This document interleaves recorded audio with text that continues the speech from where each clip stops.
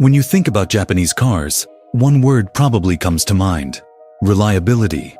For decades, Toyota, Honda, Nissan, and Mitsubishi have built their reputations on cars that seemingly never break. The kind of cars you see still running after 20 years, often with faded paint, squeaky suspension, and more dents than a supermarket trolley, but somehow still starting every morning without fail. The idea is simple: if it is Japanese, it is dependable. But here is the thing: even the best chefs sometimes burn the soup, and even the most reliable car makers sometimes drop the ball.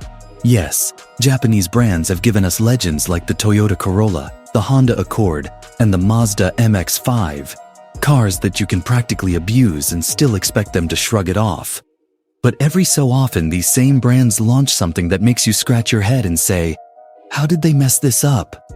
That is exactly what today is about.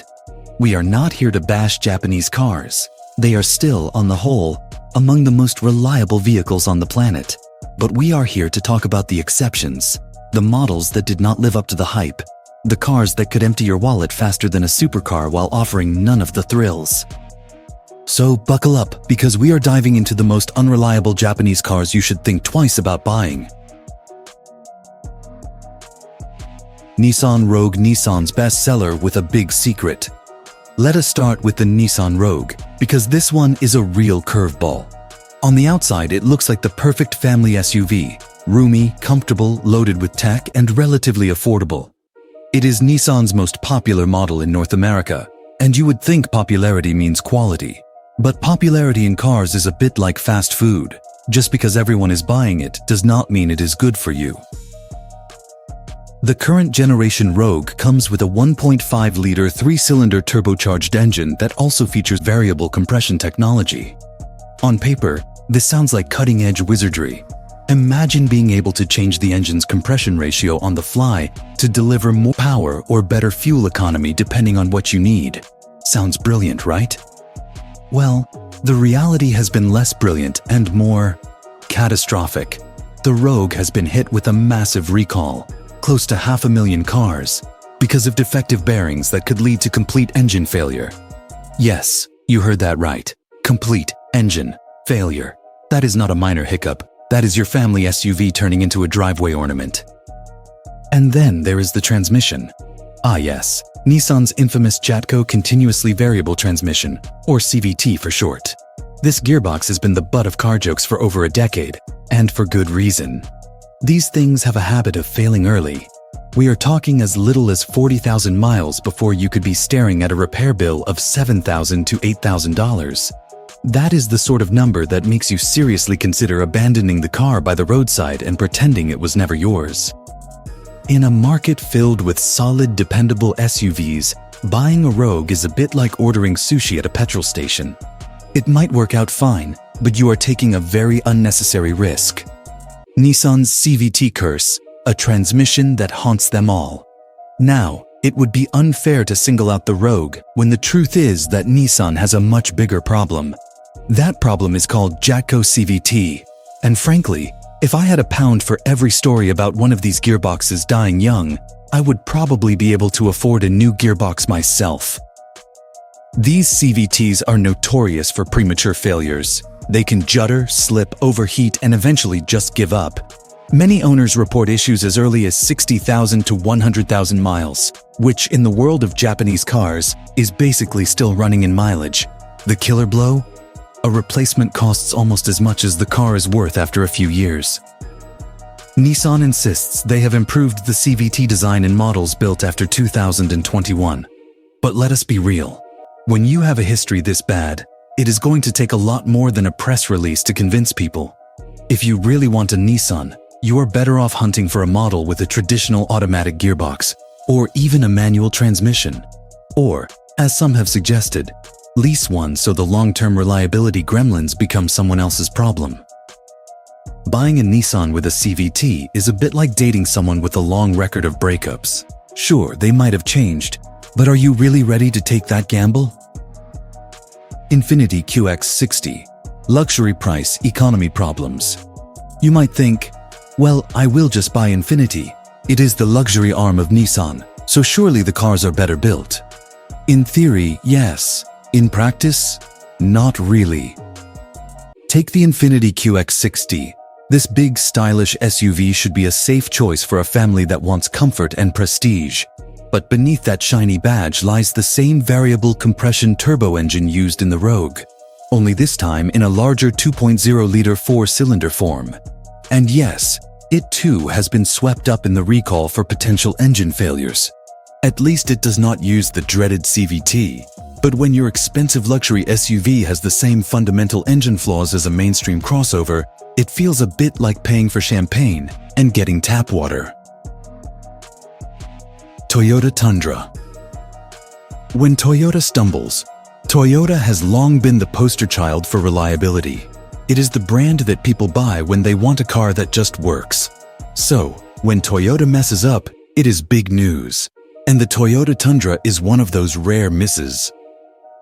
For years, the Tundra came with a big, burly V8 that could run forever. But with the latest generation, Toyota replaced it with a twin-turbocharged V6, hoping for more efficiency and power. On paper, again, it looked great. In reality, it has been plagued by issues. Both the standard and hybrid versions of the Tundra have faced recalls due to bearing failures that could lead to, you guessed it, total engine failure. Add in reports of rattling build quality and electrical gremlins, and suddenly this full-size pickup does not feel like the unbreakable Toyota we know and love. Buying a Tundra right now feels a bit like ordering steak at a vegan restaurant. You might get something that looks like the real thing, but the flavor just is not there. If you do want one, make sure you have a strong warranty to fall back on. Mitsubishi Outlander mediocrity in SUV form. Now, let us talk about Mitsubishi, a brand that has been slowly fading from relevance in North America. Once upon a time, they gave us rally-bred legends like the Lancer Evolution. Now, their big nameplate is the Outlander, a crossover SUV that is, quite frankly, forgettable. The problem is that the Outlander shares its platform and drivetrain with the Nissan Rogue. That means it inherits the same JATCO CVT issues, along with below-average reliability overall. Mitsubishi does try to sweeten the deal with one of the longest warranties in the business. But here is the catch. Many owners complain about how hard it is to get major claims approved. Worse still, repairing a Mitsubishi can be a nightmare. The brand has a limited dealer network in North America, and parts are often expensive and hard to find. It is a bit like owning a smartphone from an obscure brand. You might love it while it works, but the moment it breaks, you wish you had gone with something mainstream.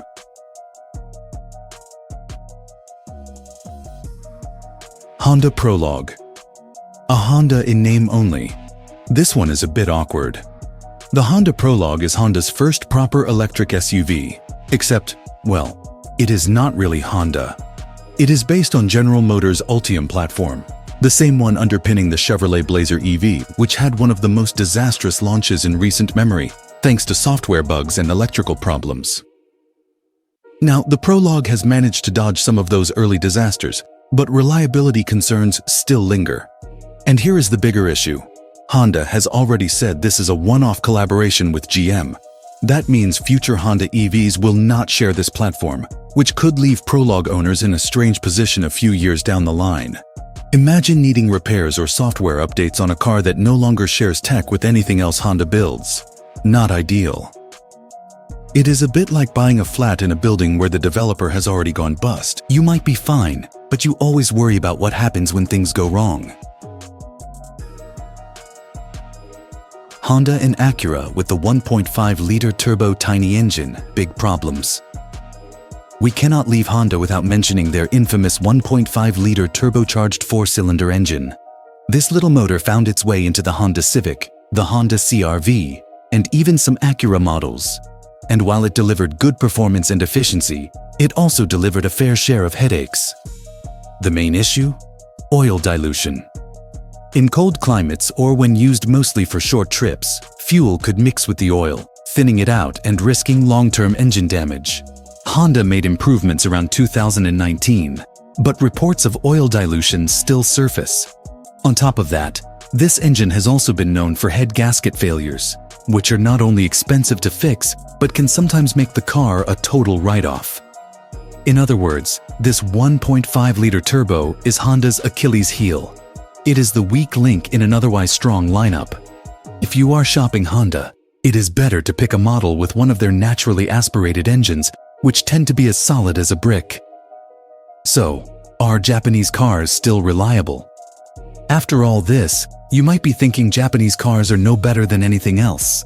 But that would be unfair. The truth is, the vast majority of Japanese cars are still exceptionally reliable compared to their competition. Toyota, Honda, and even Nissan still produce many models that will give you years of trouble-free driving.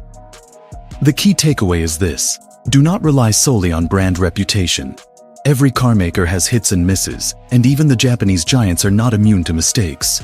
The best strategy is to research the specific model and engine you are buying, check for recalls and common issues, and make sure you have solid warranty coverage if you are going for a newer, unproven design. Because yes, Japanese cars are generally the gold standard for reliability, but as we have just seen, not all that glitters is gold. And that wraps it up. Like, subscribe, and remember, sometimes the best way to avoid a problem car is simply to do your homework before signing on the dotted line.